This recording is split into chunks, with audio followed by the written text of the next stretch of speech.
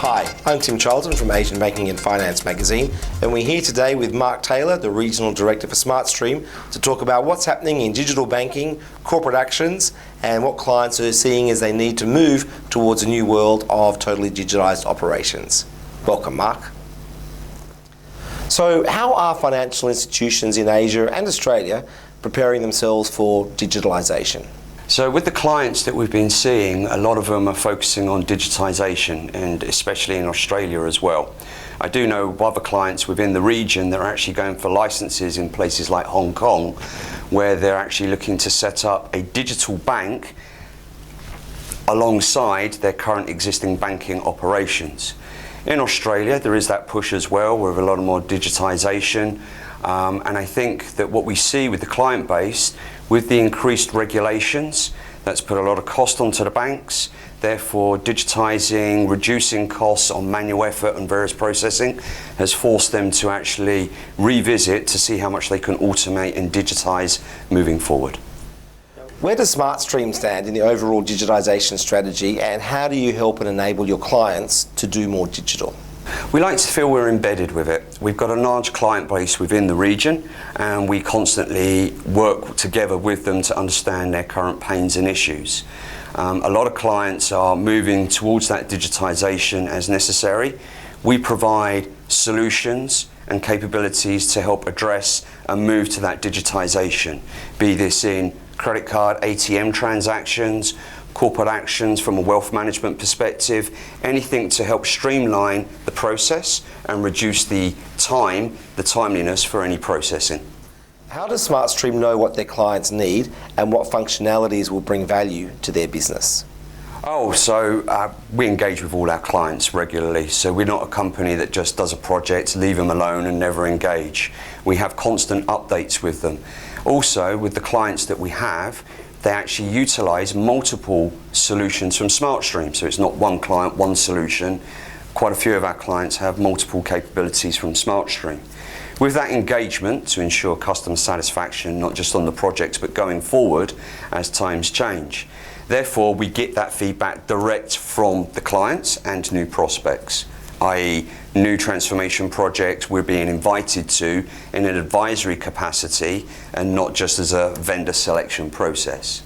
As part of the digitisation aspects that we're looking to work with, yes, there's things like new technologies for artificial intelligence to help address some of the requirements that are coming forward. Can you tell us about TLM View and what benefits it brings to the clients? TLM View is our new solution that's going to sit across the majority of our solutions as it rolls out. This is going to be a single view to provide analytical information, not just business operations, which can still be performed around their transactional processing.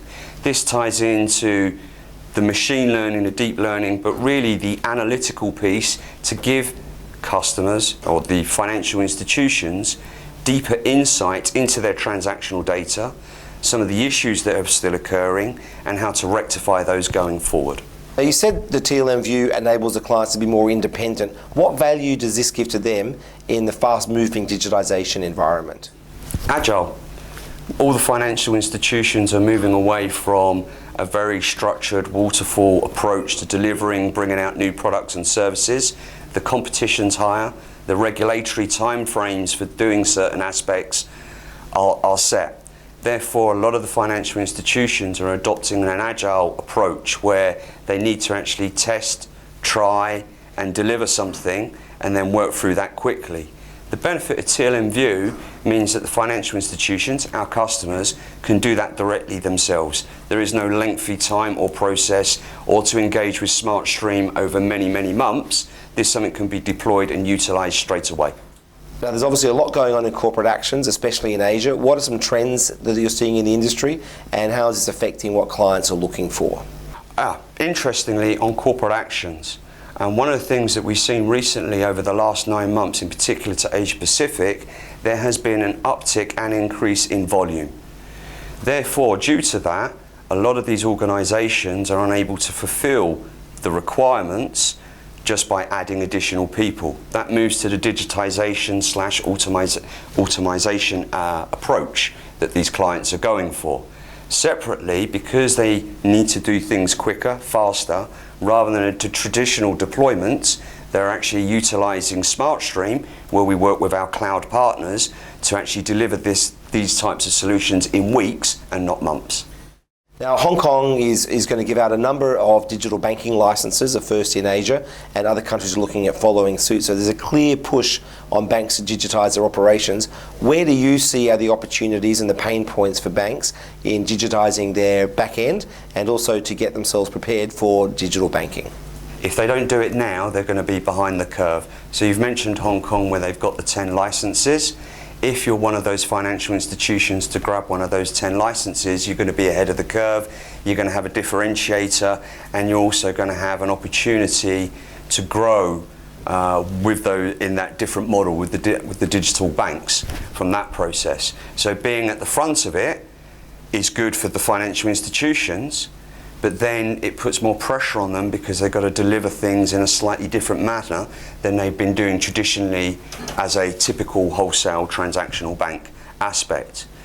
But by doing that, and they're enabled to leverage technology to help them facilitate the digital banking, they can then use that as a cookie cutter approach for maybe other jurisdictions around the globe as they occur. Great, thank you very much. Okay.